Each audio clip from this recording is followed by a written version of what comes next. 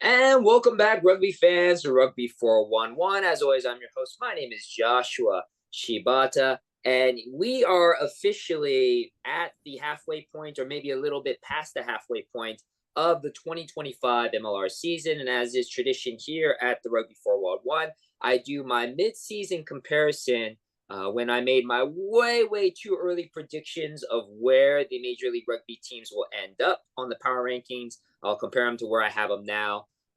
Just recently, a lot of things have happened, so things have been kind of shaken up quite a bit. But if you guys remember, when I did my way too early predictions, I had an amazing guest with me, and he is back here today. Please welcome back John from Rugby Morning. John, how you doing, brother? Joshua, I'm doing great, man. I'm kind of nervous. I don't want to look back at my way too early power rankings to see how poorly they turned out. But I And mean, you're forcing me to do it. right. Goodness. No, honestly, I love that you did that because I do the same thing. I honestly don't remember either. I just kind of peeked at it when I put together our notes. Yeah, yeah. So it is the fun of it, right? Because you don't remember what you predicted. Maybe you kind of vaguely remember a few Oh, teams, yeah, I had but like two teams in mind that I thought were gonna go pretty far, and so okay. yeah. Yeah, so it's fun to see it. It's fun to see what the results are. So, because you are the guest, John, we are gonna Mm, go with your mm. rankings first. Oh, how So generous here, of you to make me go first. right there you go. So here we go. We'll bring them up here, Let's and see. there you see them. Okay, so there are the Uh, results. okay, Um, okay. you know, um, kind of. I see a couple teams that you're pretty spot on. Oh, so the one on Um, the left. So John's rankings are preseason. The one on the right. right, as I see it, are how my current rankings are now. Okay, Yes, very good. got it. Thank you for Yeah. pointing that out. That's absolutely right. Yes, the one on the left is what was a Oof. way too early prediction. Yeah. The current prediction, this is based off of, and again, if you guys aren't following Rugby Morning on the X, well, that's where John's account is. It's a great follow. He always has a lot of insightful stuff, as well as just kind of, just keeping a pulse of what's going on in rugby in general. He puts his power rankings up. So his current power rankings, and as I mentioned, John, kind of a crazy week, right? Week number Oh yeah. 9, lots of interesting results. So obviously a lot of movements in your ranking, Yeah. as is my rankings as well. So let's go through it. So on your early prediction, and I feel this is something that both of us can talk about. You predicted number 1 New England Free Jacks. You're reigning, defending, two-time MLR champions. Um, they started off pretty hollow, Yeah. 2-3 Yeah. record, but lately they've been on a hot streak, and so we see that you have them now at 4. They went up 2 spots. So with the recent win over San Diego, who were kind of Mm. falling now, right? Yeah. And if we look at your early predictions, you had San Diego as number 3. They've slid down now to number Yeah. 6.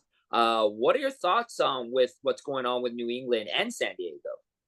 Yeah, I mean, I had New England at the power rankings again, defending MLR champions. You can't knock them down until they start winning or losing. And we quickly found out beginning of the season that they're not the Free Jacks of the past years. And that's not to Mm-hmm. say that they are a bad team. I just think they had a lot of some changes, new coaching staff, of course, Ryan Martin, but familiar with it because he was a coach from years ago with New England.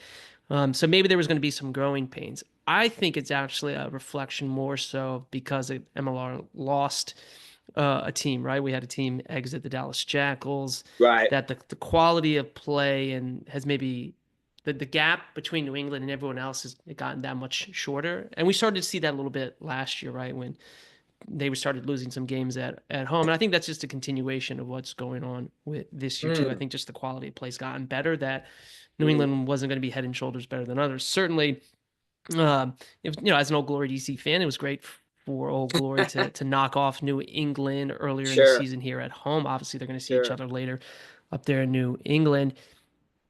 Injuries are starting to take a toll on a few teams. I think New England Hmm. was experiencing that. Certainly, part of their slide had to do with the fact that their fly half, Right. MVP Jason essentially last year, Patros. Jason Hmm. Patros, out with a hamstring, not sure when he's coming back. Right.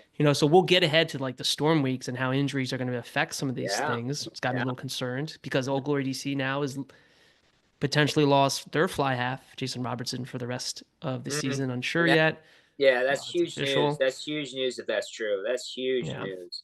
But Yeah. New England's getting back. So as you mentioned, they're on a little bit of a streak here. And I think so that's not too surprising to me. I figured they were going to start to figure things out. Mhm. San Diego, they Mhm. stormed out and now have lost four straight. And they just Yeah. looks like two different teams Yeah. at Yeah. the Really moment. weird, right? Yeah, And the really thing is, weird. not to interrupt you, John, but the thing with San Diego, you mentioned with New England, obviously, and I feel the same. There's probably a correlation with the injuries as a factor, right? Jason Patros is a Yeah. huge part of what made New England successful, and their two-time championships. He's out. I feel that they kind of found something with Tony Penny, but Oh yeah. now we don't know what his status is because if you watch the last game, he had to be Yep. stretchered off of the pitch. So if he's not in, man, New England's kind of found their footing. But I feel a good reason of that is because of Penny emerging. But Hmm. the San Diego squad, though, it doesn't look like they've been losing anybody. I mean, Lincoln McClutchy is still there. You still have Aoki there. You have a lot of the core Yeah. team. Ethan Grayson, who was Ethan playing in the Grayson, right? So Premiership, it's Christian kind of Poivinen, like Jed right. Holloway, Ryan Yeah. James has come on. It's RJ, like, Ryan yeah, James. I mean, the yeah. team still seems to be intact. So what is it that is causing them to all of a sudden slide so badly? It's a great question, and I'm sure they're asking these questions of themselves too, Sure. because after 4 weeks, we thought potentially the San Diego Legion was just going to kind of run away with everything. Yeah. That certainly has not been the case. Certainly, the New England game, traveling across the country, and then you got to play in really cold conditions Yeah. that you're not accustomed to, Yeah. may have That's played a tough. factor in it. Sure. Certainly, Sure. but I mean, they've got a really big match this weekend where it's like, hey, we need to ask ourselves some questions here. Mhm. Are we going to let Utah come into our place and beat us here and continue this losing streak? So Mhm. really big question. I think Utah actually may win this game. Mhm. Um, but yeah, there's no injuries. Don't know what's necessarily going on there. Some of the play has just been out of funk, Yeah. and Yeah. and certainly there's so much time to figure things out. Teams will go through some of these lulls where the results just aren't going their way. But strange stretch here, right? Storm week's coming up. Yep. Yep. How's that going to factor in? So Yep. I think San Diego will eventually figure it out and get back on track. There's just too much talent on that roster to Yeah. continue a slide like this. Agree. Agree. Now you mentioned Utah, so I want to pick on that one right before we Yeah. go to one that you absolutely hit at least right now on your power ranking comparison. Originally, you had Utah at number 10. I think I Yeah. also had Utah pretty low as well. Uh, they now are number 3, moving up a huge jump of 4 spots Yeah. because obviously and I admit this too. I mean, I was at the game obviously with RCLA. A dominant performance by Utah, and Utah has been looking really, really strong. Has Yeah. that surprised you much so far this season? Absolutely. Utah surprised me. And I think the reason why I had Utah so low was because they were kind of a question mark in my mind Mm-hmm. coming into the season because they had let so many players go. It Right. felt like the beginning was going to be, at the beginning of the season, it was like a rebuilding year for Utah. Sure. And yeah, like Michael Manson, he was scoring bunches of tries last Mm-hmm. year. He left. Mm-hmm. He's at Super Rugby, right? Mm-hmm. Kayla Makini was supposed to be going to NOLA Gold. He had Mm-hmm. left. He wasn't coming back. They did have some pieces coming back, right? Joe Mano and Joe Hodgson, and we didn't know what the rest of that roster looked like. Yeah, they were picking up pieces here and there. Liam Coltman, right? All Black had a couple of caps for them. Gavin Thornberry, like you heard about the pieces that were coming in, but it didn't seem like it was a squad, at least as comparison to the others that were going to put it together so quickly. And they didn't have a match week 1, right? They were Right. quote on that bye, and then they Right. came out in week 2 and just came storming out of the gates against Chicago and were scoring a Mm-hmm. ton of points. D'Angelo Mm-hmm. Lula was playing fly half, and we were like, "What is going on here? Where's Oh Joel yeah. Hodgson?"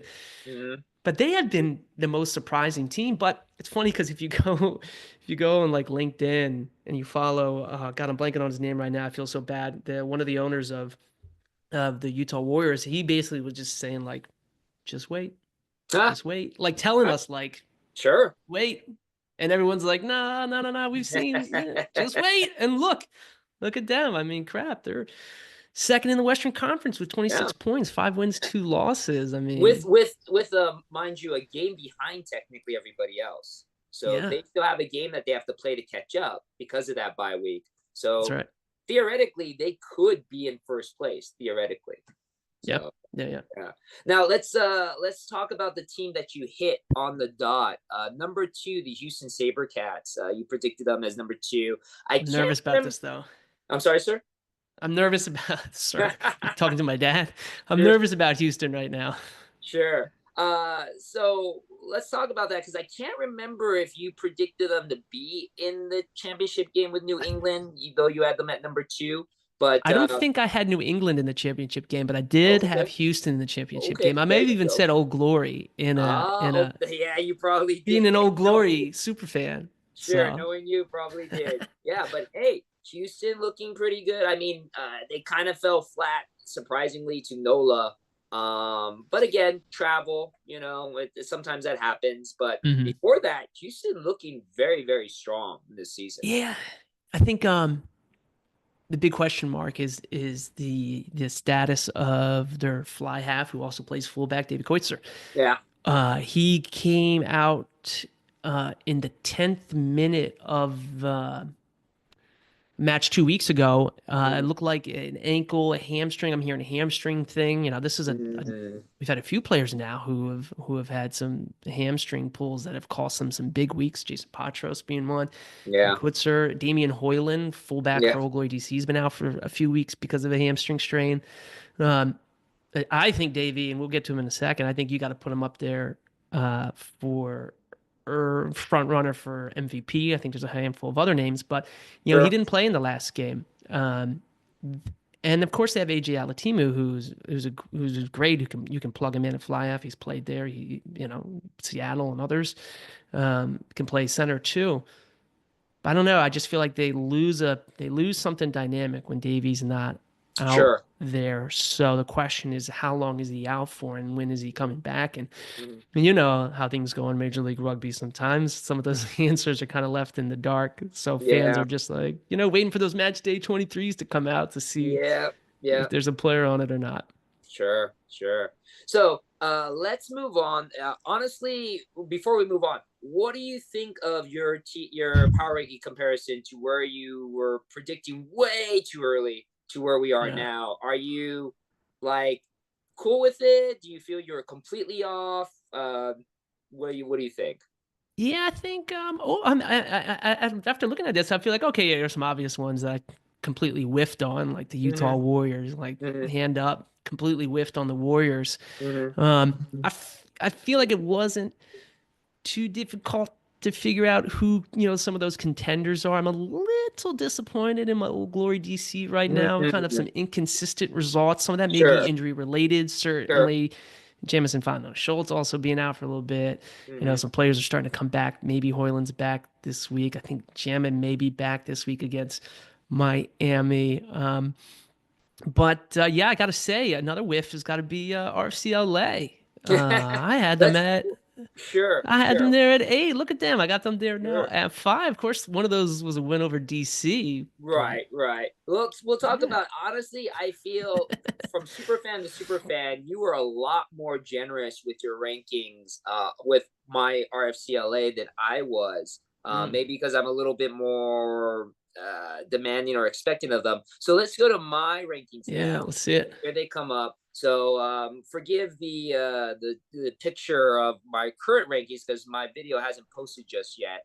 But All good. again, early predictions on the left, current power rankings on the right, and yeah. So let's talk about RFCLA. Originally, a week prior, I had RFCLA at number 1, because that huge win over Houston at the Yeah. time. Houston was doing really well, and they won that in Houston. now all of a sudden coming back to Wallace Annenberg Stadium in LA, hosting Utah, and Utah just slaughtered them. So Yeah, but you guys, LA was down 21-0, came back and tied it, and then the second half it just got away. yeah, but it's something that we've kind of always been doing though. And again, Yeah. maybe I'm just a little bit just very demanding. And granted, I don't know if you watched the game. There was a lot of things that happened unfortunately during halftime. One of our players, Declan Laney, had a very severe injury, had to be Yes. Yeah. ambulanced away because of regulations. We couldn't restart the game until the ambulance came back. LA Mhm. traffic, good luck with getting it. Literally, the hospital, John, is like 5 minutes away. But Yeah. because of just the way things are in traffic and everything, Yep. it took forever for the ambulance to come back. That delayed the halftime to like 45 minutes instead of 20. But I that know. I affects went to bed both super teams. late. I went to Sure, super bed super but late Saturday night to watch it. but that affects both teams, correct? But I Yeah. feel that momentum got killed for LA because we were coming back. But we've seen this before with LA, where second half we are just not a very good team with keeping leads and everything. And Utah just really, I don't know. I just felt Utah just started becoming a lot more dynamic while Mm. LA just became very complacent.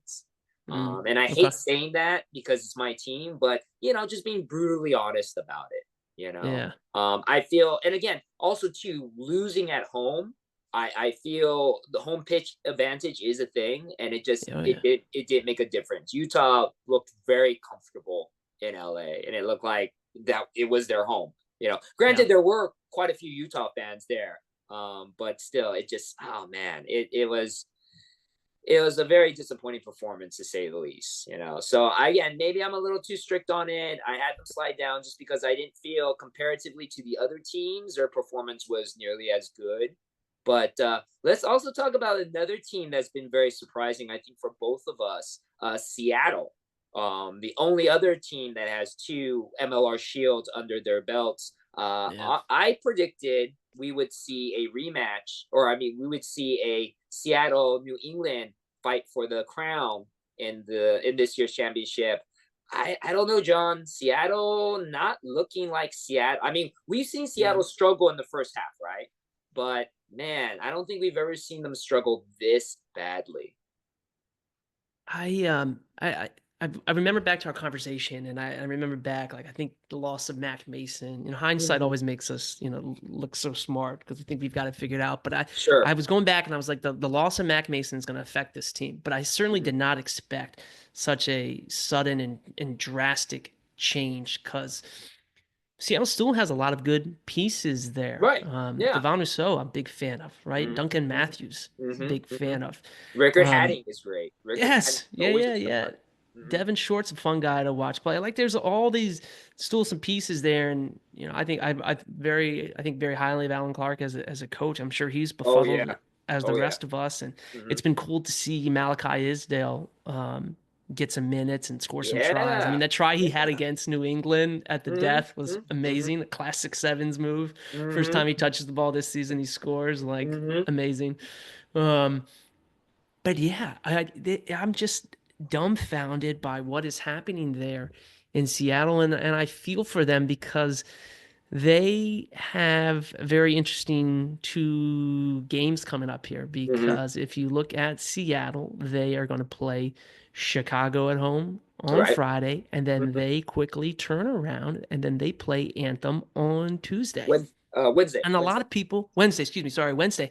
And a lot of people are circling that game as what will be Anthem's first win in Major League Rugby. Mhm. So, interesting two matches here for Seattle, but unfortunately, yeah, a rough season. And if they can't win one or two of those, then I don't know what the rest of that season for them looks like. Yeah, I've been saying on my YouTube channel, John, that there was a point because, like I've mentioned before, we've seen Seattle do this before. It seems like it's almost a requisite. Seattle's a slow starter, first half kind of shaky, then all of a sudden, especially like the 3 or 4 games before the end of the season, they are just hot and they are running into the playoffs as like the hottest team. Hmm. But I mean, where does it come to a point where you hit the panic button? You break glass and it's the emergency and you just go, no, this is bad. I think Yeah. we might have already passed it. It's Well, like this. I mean, especially like think about it, with the Anthem game. You mentioned a lot of people are thinking this is Anthem's first win of this of their franchise history. Could be. It could be. It could. If it is Yeah. is that has to be panic mode then, right? Or is it too late by that point? Well, I mean, so the wild thing, right, for this year, and because it's unbalanced, there's what, 5 teams in the Western Conference, so 4 will make the playoffs. So you Right. just You have to just be in the can't be top last. 4, right? Right. You So can't be right now, last. Seattle's in 5th. They're Mhm. 9 points behind your RFC LA. So certainly 9 points is big, but it's not insurmountable, Sure. right? So Sure. you could have 2 strong weeks where maybe you get, bonus point wins, Mhm. you getting 5 table points each week, and then, the team ahead of you falters and you're right back in the mix. Sure. So, but we just haven't seen Seattle be able to really put it together in a way. And they had a couple of losses that were close, right? Where you could say, Right. oh, bounce the ball this way, penalty call that way.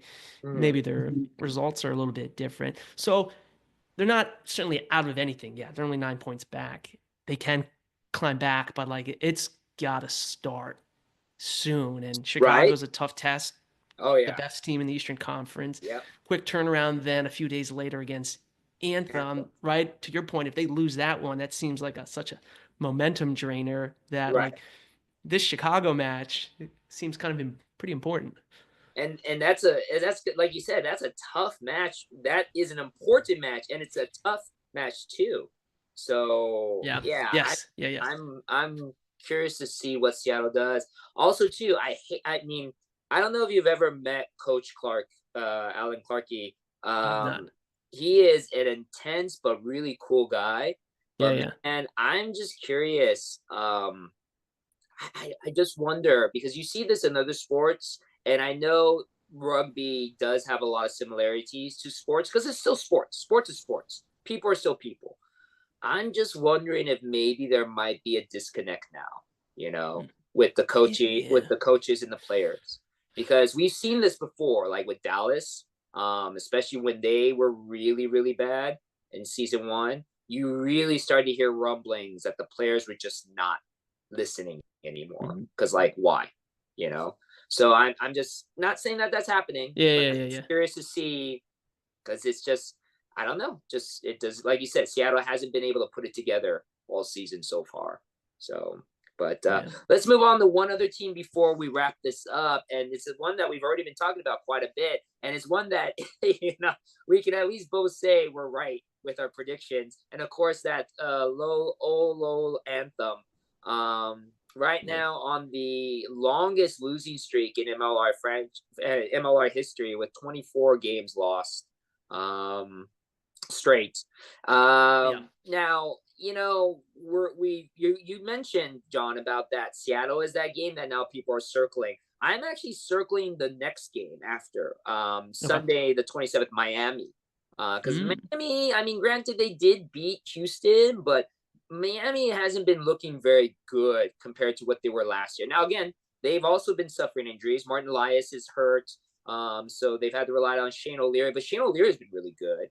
But they've had a couple of injuries too, taking away some of their good Yeah. players. But I feel Anthem is at least Mm. going to get a win very soon. But with that being said, as you mentioned, and we'll talk about this, Storm Week might throw things around and chaotic. But do you think, John, Anthem has a chance to move at least a spot up in a power ranking, or are Well, they I just had them. I'm going back and looking at my power rankings from past year. So I'm pulling it Mhm. up quickly on my phone here. And at one point, I did move them up one spot, and I got a lot of grief because people were like, "How can you move up Anthem? They haven't won anything." But they had a stretch of games there that were where really close? Yeah, that were really yeah, close. Yeah. where they almost won. Actually, Hmm. in going into week 7, Hmm. I bumped them up above Nola Gold, Mm. and I had them there for. How long did I have them there for? I had them there for 1 week. I had them there for 1 week Hey, that's better than me. because they strung like 3 performances together where they had lost. It was like close. You could see them putting it Yeah, together. yeah, They're that they like, were okay, real close games. Yeah, they were this team heartbreaking is games. bringing it together. Yeah. So, yeah, So hopefully eventually they'll get that win. Again, I don't know if the Seattle one would be it, but I mean, you're kind of talking me into it just because of, again, we'll talk about with Storm Week. I might But even I might even say mm, I might even venture out there a little bit and say they might surprise a lot of people and maybe squeak one past New England on Friday. really, Yeah, I'm see, just okay. just saying, And just again, saying. we'll It's we'll at talk home. we'll talk about that with Storm Week because I have some theories about that myself. But we'll talk about that on Storm Week. So those are Penny's my not early. playing fly half. Patros isn't playing Yeah, fly half. Just I saying. know, I know. We'll talk about it. We'll Just talk about saying. it. So those are my predictions. Again, I'm close on some of them, pretty far off on others. Again, it is surprising to me about Seattle. It is surprising with me, like with Utah. There's been some teams that have actually been really, really surprising. I mean, But like then Nola Gold has the number of players that they brought in. I thought they were gonna put it together quickly. hmm Uh, of they've late, been yes, big win, but yeah, right. Yeah, they've been just a little. They've been inconsistent. I have them up just because they had a big win, but yeah, I can see them kind of being closer to where my early predictions was. I have them at 7. yeah. I can see them being around 5 or 6, I think that's maybe fair. making the playoffs in that number 4 spot for the Eastern Hmm. Conference, maybe missing, just depending on if Miami shows up or not, you know. So we'll see how it works with Nola. But now let's move on. We talked about this with a couple of names already. John, we're going to talk about the midseason players Yeah. or players of the midseason, or at least our contenders of top players of the midseason. I'll go first on this one, and I have 2. I kind of cheated. I know you cheated as well, but I got 2 instead of 1. And one of them will probably not surprise too many people, but the other might. And those Okay. 2 are on the left is D'Angelo Luila of Yeah. Utah, and then on the right is Christian Lealifano, the phenomenal fly half for RFCLA.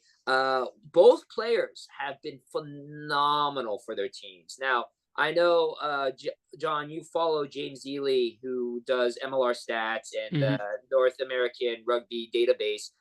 Sometimes I keep track of numbers too. Sometimes my numbers don't exactly match up with his, but I have Christian and D'Angelo as 2 of the top scorers of the league so far, with Christian Yep. actually top. Christian has been phenomenal off of the tee. He is 25 for 27 off the tee, just missed 2, Mm. 92 percentage kicking accuracy. D'Angelo's just behind him, 24 for 27, so Mm. 88%. Both of them have 1 try, but phenomenal point scores. Christian 56, D'Angelo 53. I kind of give D'Angelo just a little bit more credit because if you watch him, and it's not just the RCLA game, but my God, D'Angelo has this ability. If there's a person open, he'll kick that ball to them. Like, there's no question. He is as accurate as a quarterback is throwing with his foot. The try that Joe Mono scored against RCLA, literally, Joe Mono was on an island. And D'Angelo's like, yeah, I'll get you the ball. Boop. And just perfectly dropped it like a dime Yeah. on Yeah. into Joe Mono's hand. And it's not the first time he's done that. D'Angelo also is very physical. He's not afraid to tackle. Christian is too. But D'Angelo is a little bit bigger, so he's a little bit more dangerous to hit. But both of those 2, I feel, have been phenomenal for their teams. Last season, I don't want to point fingers, but I feel with RFCLA last season, our kicking was not good at all. And I feel, especially some of the games where we lost by just a couple points, I felt that made a big difference and could have changed the outcome. Because people forget we weren't very far away from the playoffs. I think we were just out by like 5 or 6 points. We weren't that Hmm. far off. Maybe if we got a win, or maybe there was that tie game with you with Old Glory, that maybe might have been a difference if our kicking was better. Christian has been phenomenal off the tee, so it's made a difference. So that's why I have Mm. those 2 as my picks. Now, let's talk about your 3 players that you picked up. And here we go. And if you'd like Yeah. to, why don't John, you can point out who these 3 gentlemen are. Yeah. We've got from my left to right, Houston Sabercats fly half slash fullback Davey Coetzer. I think he's just played really well this year, stepped it up. He's getting closer and closer to becoming U.S. eligible, which is key for men's Eagles fans Oh out yeah. there. But I mean, Yeah, where do you start with him? One, I just think that guy gives 100%. You watch it out there. He cares. He can kick. He can tackle. He's getting breakdown steals. You can throw him back at fullback if you need to. Unfortunately, sadly, he is hurt right now. Hopefully, he's not out for a big stretch, and that Houston welcomes him back quickly. He's just been a phenomenal player so far this season. The other two players up there, I think two LA players up there. I thought so. Ben Houston has been a surprise, particularly because last year Semi Kunitani was just a menace out Oh yeah. there, just Mhm. an absolute menace out there. And I got to ask you, Joshua, what Mhm. is going on there with him? Because Ben Houston has stepped into that 8-man role and seemingly Right. taken just a grab of it and has played really well, where we haven't even seen Semi in a couple of weeks, not even on the match day 23. So I'll get to Billy in a second, but what is going on with Mhm. Semi? So, and we'll talk about this when we talk about Storm Week. I feel it's purely a strategy. Ben Hmm. has just been doing better. Okay. Semi Yeah. is phenomenal, but Semi is up in age. Yeah, he's not young. And there's a lot of talk. I don't want to start rumors, but there's a lot of talk that this might be the last year for Semi, at least here in Mm. LA. So I think for honestly just preserving his body because we know the season's long. If we have Ben doing what Ben's doing, and Ben has been our young talent, Ben, Yeah. Tim Anasty, Ed Timpson, Matthias Jensen. We have Yeah. Nick. so Yeah. Nick many. Chan is hurt. Yeah. Yeah, Yeah. he's hurt right now, but I mean, before that, he was great. Our young talent have really been amazing. So much so that I feel the option that the coaching staff or FCLA have been taking Yeah. Mm. is, hey, why not just let them play them? Give them the reps, give them the Yeah. experience. I mean, granted, the first 3 games, I know there were fans grumbling, like, why isn't Semi playing? Why aren't we letting our stars play? Why are we, using these kids? We're losing. But you gave it some time and it started working out, and we were on a hot streak for a while. So I feel the strategy is let's give the young kids the chance because they're doing Okay. great. They can take the punishment. Once we start to get to Storm Week, and now we need to start resting, or somebody's banged up, let's kind of give them a rest day. Then we'll bring in the Mm. semis. We'll bring in Dang. the Interesting. Heatons. We'll bring in the more well known names because now they're a little bit more rested and they can kind of carry on with the rest of the season. Yeah. So, but yeah, Ben Houston, honestly, yeah, I love the fact that you picked him because he is definitely a star to look out for. Yeah. So then I guess we got to move over to Billy Meeks. I've always been a fan of Billy Meeks. I mean, he's a guy who he's gonna play the full 80 minutes. You have to drag him off the field, and his play this year is certainly increased. I mean, he scored a try in the last try in the last 3 consecutive games. Mm-hmm. Scoring tries is always fun, but he's making double-digit tackles at the center position. He's the captain out there. Talking with the ref diplomatically sometimes, maybe not other times. But just a good steady presence, and I think it's been part of the Billy Meeks that MLR fans expect when Yeah. they remember Billy Meeks from the Giltinis Mm-hmm. era. So and part of the reason why they're fun to watch because I don't have his name up here, but the scrum half Gonzalo Bertrano, who has Oh been, yeah. you got to watch that guy anytime. He's a tap and go Oh yeah. artist, He is. like He is all about the yeah. quick play. He is not gonna wait. He is just gonna go for it. Yeah. So fun to watch. One thing that concerns me though about LA is the lack of discipline. A lot of yellow cards, a lot of reds. Yeah. It's A little it's concerned about it's that moving yeah, and, forward, and but it's funny too because it's a completely new coaching staff, right? We have all new coaches, and yet we still have the most cards. Last season we had the most cards. This season we have by far. I think our card count is now, including red cards, 19 cards total. I think second place is like 11. So I mean, we mm, are far beyond everybody else, and yeah, that is a big concern. It's a big concern, but I don't know. I mm. mean, you have two different coaching staffs that have the same issue where the boys are just still having problems staying disciplined. So I don't know. I don't know what we're gonna do about that. So, but Honestly, not trying to be biased about it. I love your picks. I love the fact that you have two RFCLA players there. David Coutier, yeah, I honestly he would be on my list too. It's just like you said, he is hurt, so we'll just see, where he goes from here. But he had at least a very good part of that first half, Yeah. doing well. So now we'll wrap this up, talking about what we've been alluding to now for a good majority of this podcast episode, Storm Week here in MLR. Now, for those of you who don't know what we're talking about in the Storm Week reference, I don't know, John, if you know any more history of it. I know the term Storm Week came from the NPC, the National Provincial Championship, which is New Zealand's pro rugby, second tier, right below Super Rugby for them. But they have the same concept where basically you are playing a lot more games in a smaller amount of time.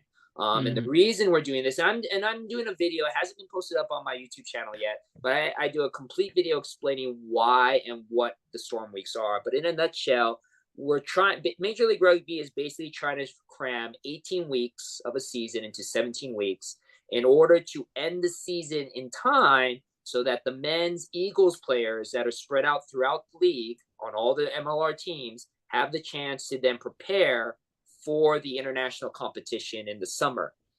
We have a big summer rugby tour. I have a video all about that on my YouTube channel as well, explaining all the games that are happening in the United States, which is huge. It's awesome. But if people remember last year, John, right, we actually had players having to leave teams during the playoffs, or they had to leave early from the playoffs because we were having those Eagles games right after the championship. And so in order to avoid that, and give them better preparation, we basically have to shove more games into a smaller season or into a regular season. So the result of that is you have now teams that have to play games quicker with less time in between the rest. And I know, John, you know the numbers, but there's some teams that have to play as many as 4 games in 15 days or 5 games in 25 days. If you do the math, usually a team gets an average of 6 days in between games, or at least 5. You're taking away one of those days, which may not seem like a lot to us people that don't play rugby, but for rugby people, that means a lot. Yeah, I think Major League Rugby and USA Rugby, we'll see how this plays out. I can't anticipate this happening the same way next year. They'll probably have to start the season a little bit earlier. I don't think it helped that there was a team that folded right before the start of the season, Dallas, kind of making it unbalanced. I'm sure that made things tricky. Potentially some venues not being available certainly required some, so I can't anticipate this is going to happen next year. The expectation should be like, guys, we can't do it this way again next year. So either start it early or figure something out. They'll probably have to do that. It's going to be MLR fans buckle up because it's going to be wild. And the biggest thing is, and knock on wood, I hope there's no serious injuries with this, right? Because we've seen some major injuries to some big stars already this season, with less recovery time, preparation time. Theoretically, you could, it sets up the case for more soft tissue injuries like, hamstring strains or, God forbid, like a major ligament damage, things like that. Yeah. So anything like that, right? So, and I think the lack of, the Major League Rugby Players Association came out and criticized it, said, hey, we didn't have a voice in this. It sounded like then, after the decision was made to make this happen, Major League Rugby and the Major League Rugby Players Association kind of came together on some guidelines. So I think we'll see it. I'm just pulling this straight from MLRPA's Instagram when it came out back in January, but so there's the increased use of the loan system outside of a usual window. So we'll see if there may be some loans going back and forth from teams. We've seen that, which is really interesting.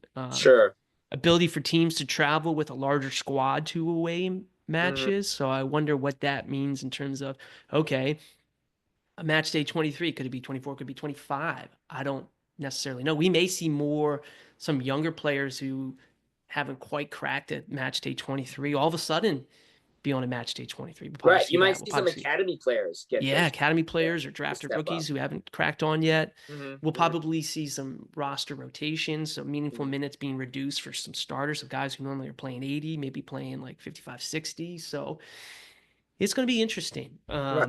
It's going So to be an now, interesting experiment. John, let's talk about it because we've been kind of alluding to it. I'm curious, and you mentioned about the roster construction and roster management is going to be key for all these teams.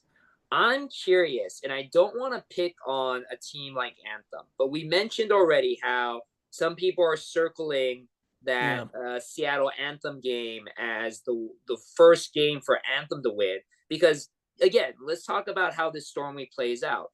Seattle plays Friday against Chicago. They're at Seattle. Then they have to travel to Charlotte to take on Anthem for Wednesday. So Yeah. in between that, you have Saturday, Sunday, Monday, Tuesday. You have 4 days. Technically 3 because one of those days is a travel day. You technically have 3 days to prepare for a game, which Yeah. again, in normal terms, you would have maybe 6, maybe 7 days to prepare. You only have 3. So right there, some people are predicting maybe Anthem does win because will Seattle have their full squad play that game against Anthem after they just had a big game, which again, you mentioned before, this game with Chicago may be a very, very important game for the entire season for Seattle. So are they going to have their full squad that played just 4 days prior against Chicago play against Anthem? I mean, it's going to be interesting to see if teams are going to purposely not have their A squad come out. Maybe again, we mentioned this, academy players instead, B squad players, depending on the teams that they play against, or rest their players knowing that, hey, we have this easy game against Anthem, but we have now, again, we look at Seattle after that game with Seattle on Wednesday. Then on Sunday, they got to go to NOLA to take on NOLA, So are we going to rest our players when we have to go against Anthem, knowing that in just a couple more days, we have to now go against NOLA, in New Orleans? So I'm curious, John, how are teams going to do this? Are they going to be willing to sacrifice maybe games against weaker opponents, or how's the gamesmanship going to be going into the Storm Week? It's going to be a fascinating experiment playing out in real time because they're going to have to obviously balance player health and safety versus results. I mean, and you mentioned you brought up 2 teams in particular. What about the Utah Warriors, right? So like they host San Diego this weekend. Next weekend, then they no. Utah goes to San Diego. Right. Saturday. Yeah. Then the following Saturday, they are home against Chicago. Right. 4 days later, they are hosting San Diego. And then 4 days later, again, they're on the road to Old Glory. So 3 games in 8 days. Yeah, exactly. That is insane. Now, right. Yes, they're bringing back Lance Williams, who, took a little sabbatical to go try the men's sevens there for the Olympics. He's coming back. Okay, so we've got one player, an extra player coming back. Maybe Caleb Makani comes back. I don't know. That's just pure speculation on my part, extremely hypothetical. But yeah, a team like that, Utah, where you're like, how do we make this work? We have 3 games in 8 or 9 days, one of which is across the country road trip against Old Glory.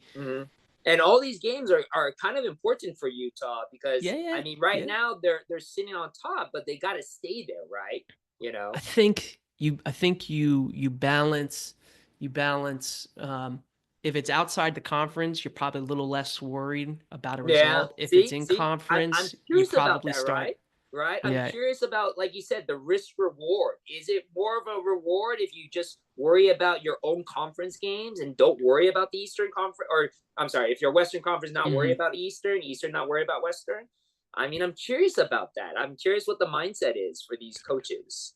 I mean, ultimately, you want to try to reduce the probability, and this is hard, right, of any one player getting hurt. It's a contact sport, right? Like injuries are going to happen, but because the rest and recovery time is so much shorter, you almost have to you got to prevent these players who want to go out there and play to be like, no, actually, we got to hold you back because, Right. we still, Right. after these weeks, we still have a good another 3, 4 more weeks and then playoffs and then men's Mm-hmm. Eagles camps. So like, Mm-hmm.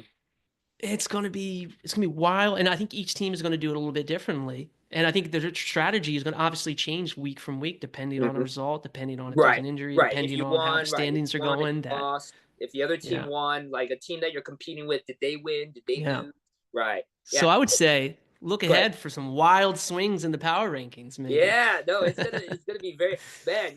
You play fantasy, I do the pick 'em. Is I think it's gonna be really Man, relying let on me pause there. 2 weeks ago, sure, I was like sure. 1 or 2 across all of the Super Brew Oh yeah. pickums, and then I had 2 weeks where I just absolutely Oh pooped yeah. the bed, if you will, Yeah, including yeah, last week. yeah.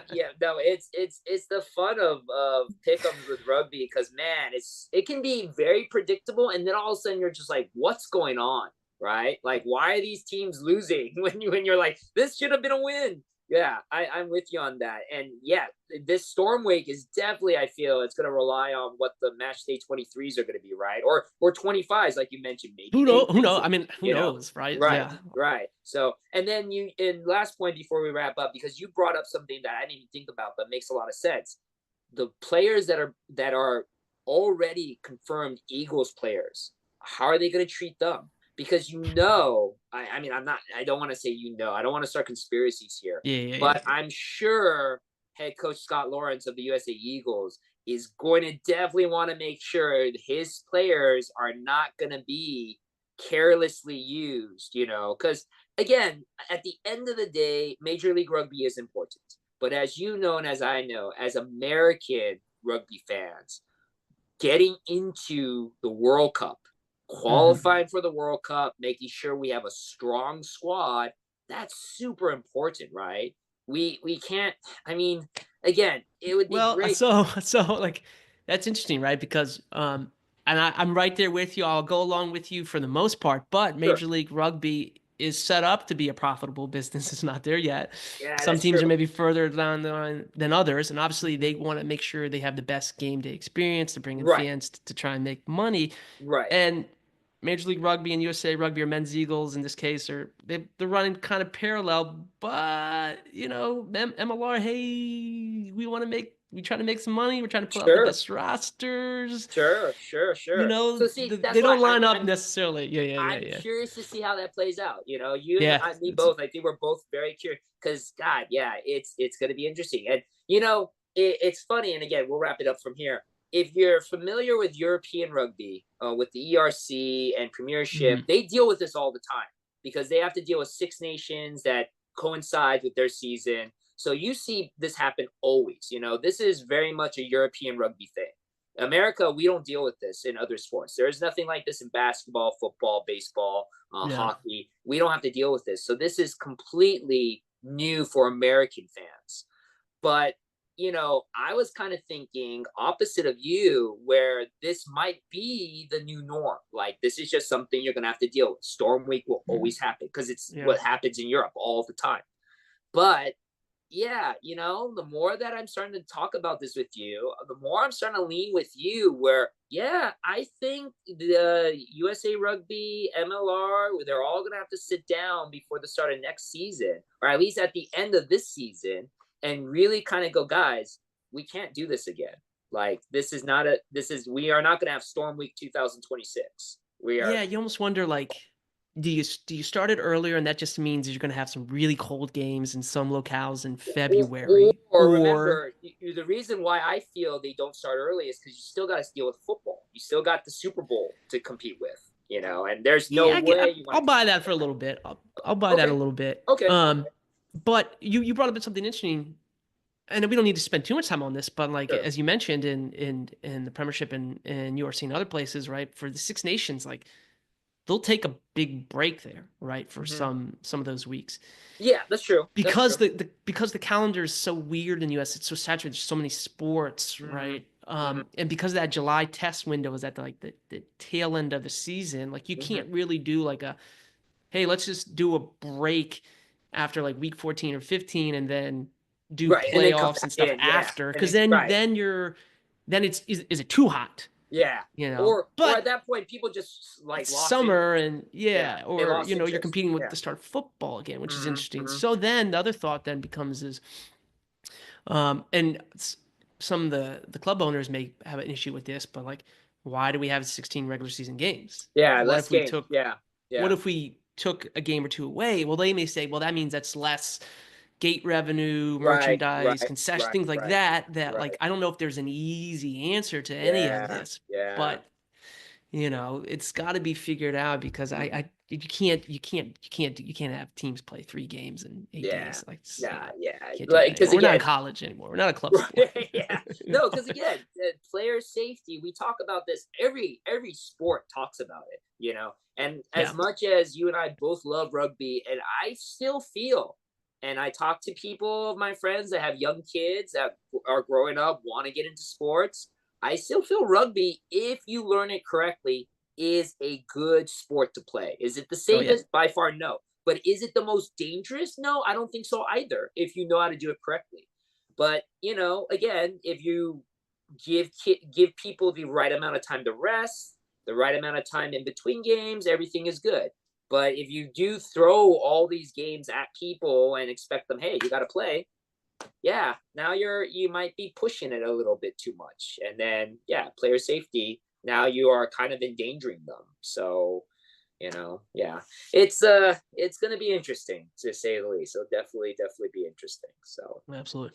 but hey, John, again, I always appreciate you. You are a great person to talk to about all things rugby. I know we could be talking hours on this, but we're going to be wrapping it up here. But again, this is mid-season. Obviously, I hope that we can catch up at the end of the regular season to do our final comparison of our way too early Yes. predictions and where our predictions are now, who's made it to the playoffs, who got left out, and all that. And yeah, Of just course. just see how things work out. So remind people, John, where they can follow you on all forms Yeah. of social media. Rugby morning. It's always rugby morning in America. Always rugby morning. Every morning's a rugby morning. So, Exactly. hey, again, John, I appreciate your time. Thank you very much. It's a great conversation. Yeah, we'll definitely pick it up in the future at the end of the season. So, and of course, thank you everybody for listening and watching the podcast. As always, I do appreciate your support. Leave any comments below. Again, check out Rugby Morning with John, a great follow on all forms of social media. So again, for John from Rugby Morning, I'm Joshua Shibata. Thank you very much for checking out the video, and we'll see you on the pitch.